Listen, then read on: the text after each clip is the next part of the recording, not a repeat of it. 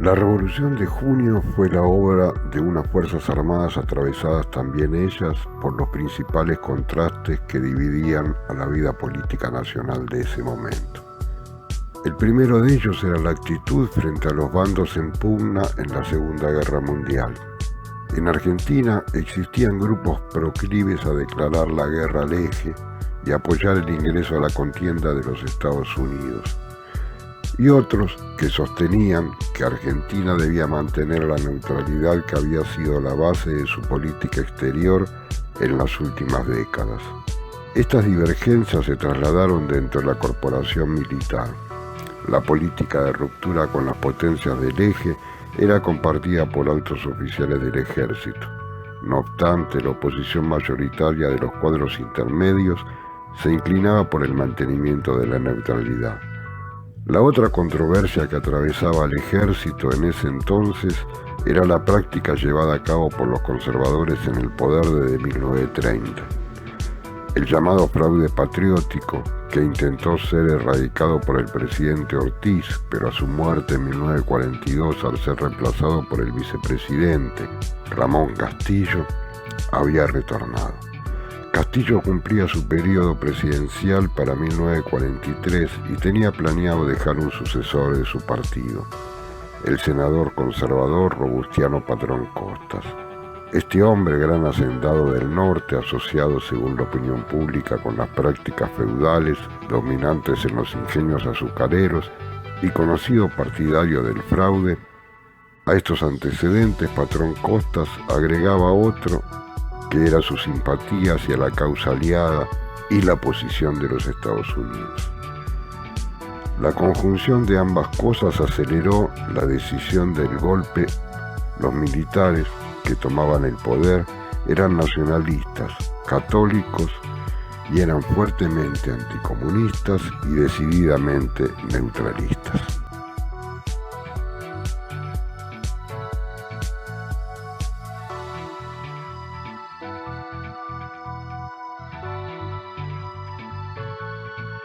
En octubre de 1943 se produjo finalmente una revolución dentro de la revolución.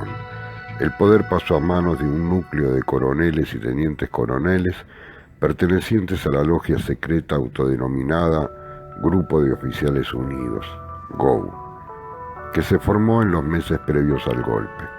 Los miembros del GOU, la mayoría de ellos sin mando de tropa, había cedido la iniciativa en el derrocamiento de Castillo a la jerarquía del ejército y a los jefes de unidades. Para así se reservaron posiciones claves en el Ministerio de Guerra y en la Presidencia. Desde allí maniobraron con éxito, usando sus influencias, y al cabo de 4 meses se apoderaron de la conducción política de la Revolución de Junio. Partidarios de un neutralismo intransigente, estos jóvenes oficiales concebían el 4 de junio como la oportunidad histórica para reorganizar las bases institucionales del país, a fin de ponerlo al abrigo de la corrupción de los políticos y de la amenaza comunista. Esta reorganización vendría con el establecimiento del imperio de la cruz y la espada, el lugar hasta entonces ocupado por la Argentina liberal y laica.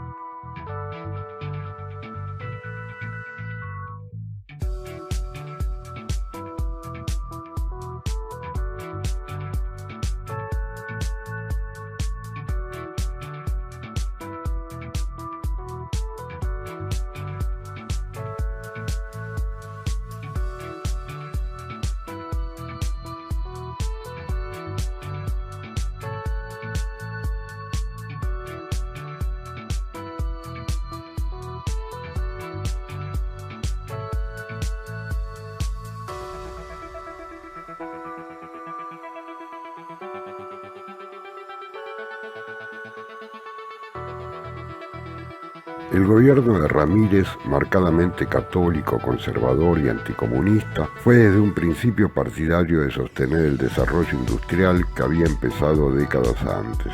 Se crearon polos industriales con participación mixta de empresarios y el Estado que sirvieron para afianzar industrias de las llamadas estratégicas, como la del petróleo, el hierro, el acero y el azufre, todas ellas dirigidas por militares. Su política social fue paternalista. Un ejemplo sería la regulación de los precios de los alquileres.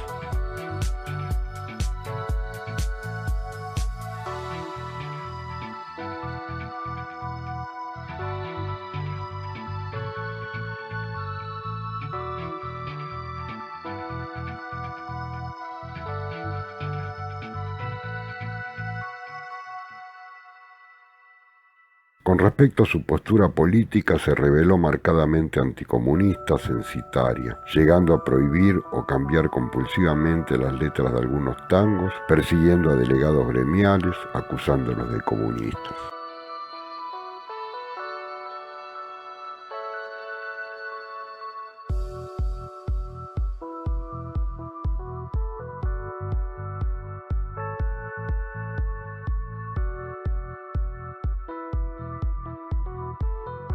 Sobre todo, fue su política educativa lo que le trajo mayores hostilidades. La dirección de las escuelas y universidades fue entregada a intelectuales católicos. Se expulsó docentes, se intervinieron las universidades, se impuso la educación católica en las escuelas públicas y se persiguieron estudiantes universitarios por sus ideas políticas.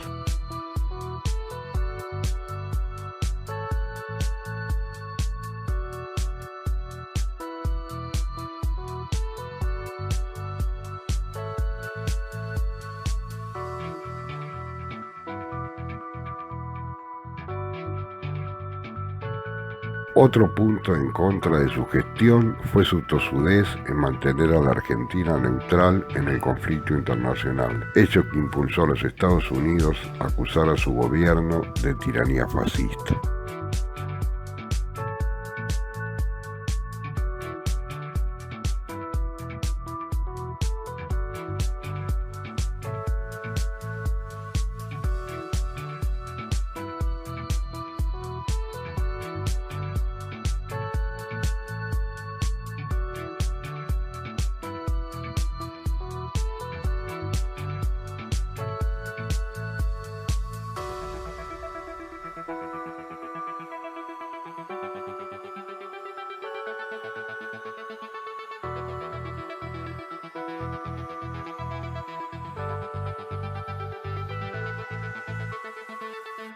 En los primeros momentos, la relación entre gremios y el gobierno fue tensa.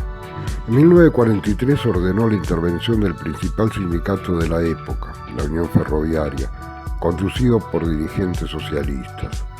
Así, comunistas y socialistas, las dos principales corrientes sindicales, terminaron conociendo el rigor represivo del nuevo régimen.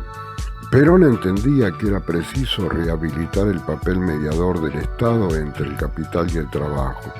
En su opinión, si los poderes públicos continuaban ignorando la cuestión social mientras proseguía la difusión de las ideologías de clase entre los trabajadores, el orden social del país estaba amenazado. Así la intervención estatal aparecía como un reaseguro contra el peligro de la agudización de la lucha de clases.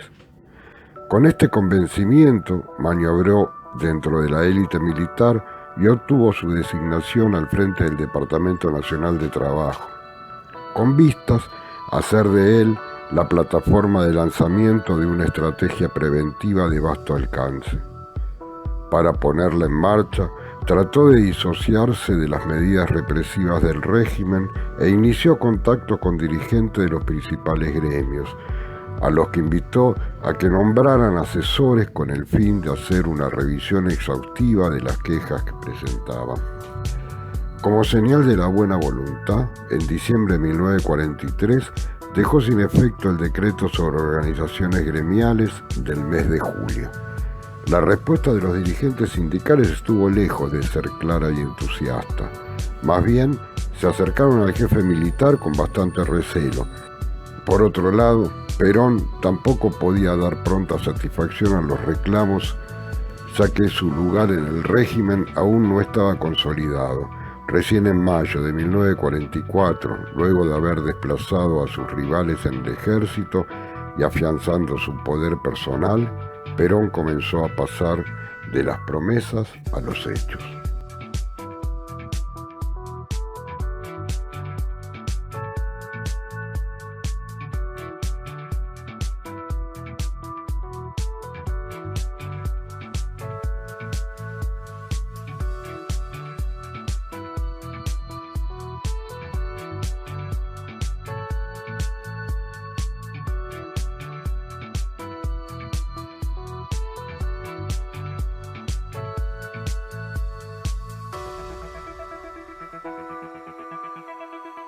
En los 15 meses posteriores a mayo del 44 se firmaron cerca de 700 contratos, una cifra que revela toda su significación cuando se la compara con los 400 contratos concertados entre 1941 y 1943. A su vez, la Secretaría de Trabajo facilitó a los sindicalistas, proveyendo a los organizadores sindicales de credenciales oficiales para que pudiesen entrar en las empresas y afiliar a los trabajadores. Este respaldo permitió asimismo que los lugares vacantes dejados por el encarcelamiento y la represión de los comunistas fueran ocupados por socialistas o por nuevos militantes obreros.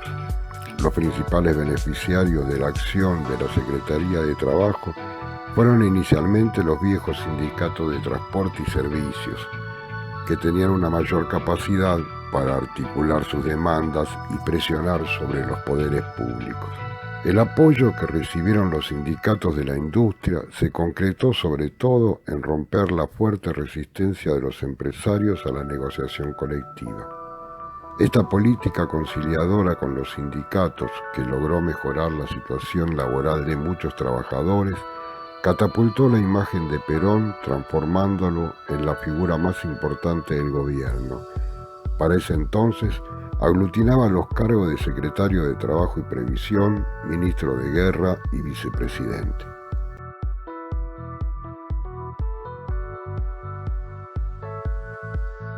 Eso motivó que la oposición política se alineara en su contra. Los partidos opositores, sindicatos comunistas, las cámaras empresariales perjudicadas por la táctica favorable a los trabajadores, los estudiantes perjudicados por las medidas tomadas por el gobierno, el apoyo a la oposición de la Embajada de los Estados Unidos, creó un polo en contra de sus medidas políticas. Se realizó una marcha en la ciudad de Buenos Aires que se dio a llamar de la Constitución y la Libertad, que fue multitudinaria.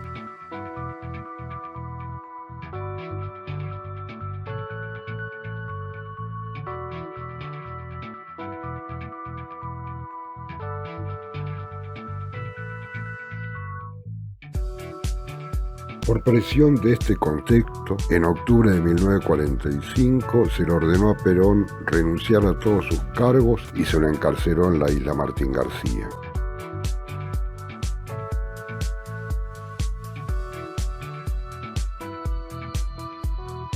Una gran movilización obrera y sindical en la Plaza de Mayo de Buenos Aires, realizada el 17 de octubre del 45, exigió y obtuvo la liberación del coronel Juan Domingo Perón, detenido, como decíamos, pocos días antes. El hecho quedará como el nacimiento del peronismo, así como uno de los momentos más importantes de la historia del movimiento obrero argentino, porque marcó la constitución de la clase obrera como sujeto protagónico de la historia argentina.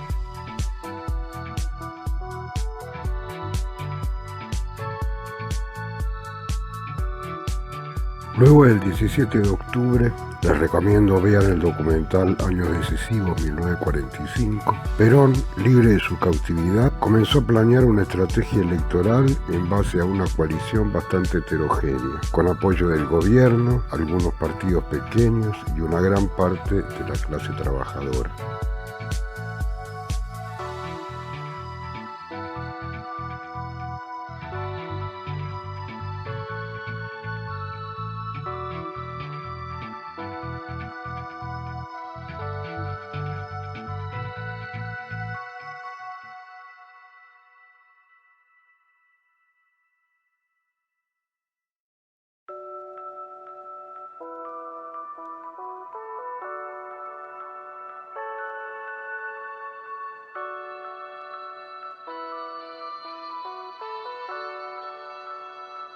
Toda la oposición se reunió en la llamada Unión Democrática, con la particularidad que era apoyada por el embajador de los Estados Unidos en Buenos Aires, apoyo concreto y participativo.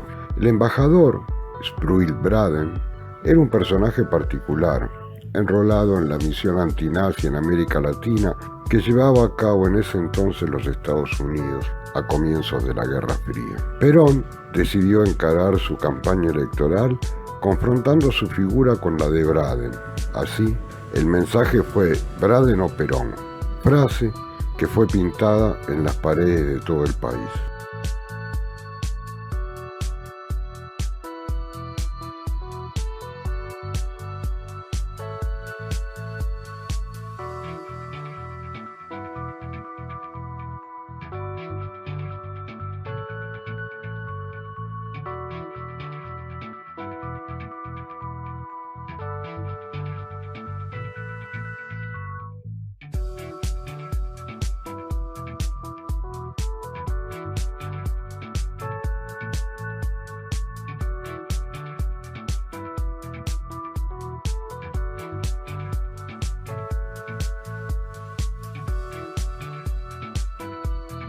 Así Perón, con un mensaje simple y una política popular llevada a cabo durante su gestión, logró un triunfo que para muchos era imposible, porque no tenía experiencia en el terreno político y porque la mayoría de los partidos tradicionales lo enfrentaban. Sin embargo, quedará demostrado que el peronismo representaba a una importante porción de las masas populares argentinas, logrando un triunfo electoral por una diferencia del 10%.